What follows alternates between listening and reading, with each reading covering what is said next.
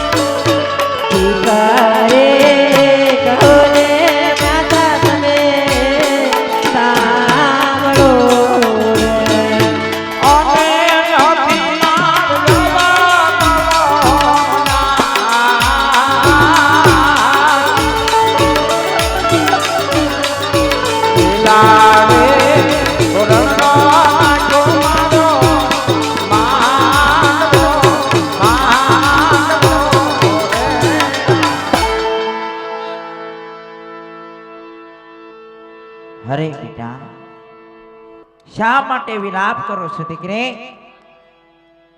તમને દેવામાં કોઈ વસ્તુની ખામી રાખી નથી દીકરા. પણ બેટા હું જાણું છું દીકરે કે તમારે કઈ વાતનો દુઃખ છે.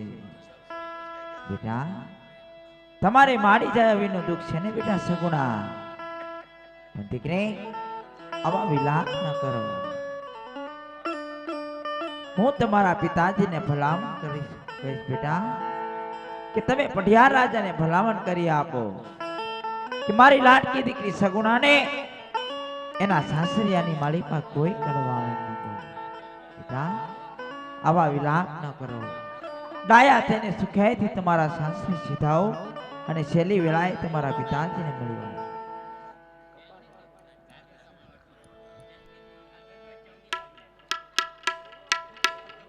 અરે બેટા, તું શા માટે વિલાપ કરે?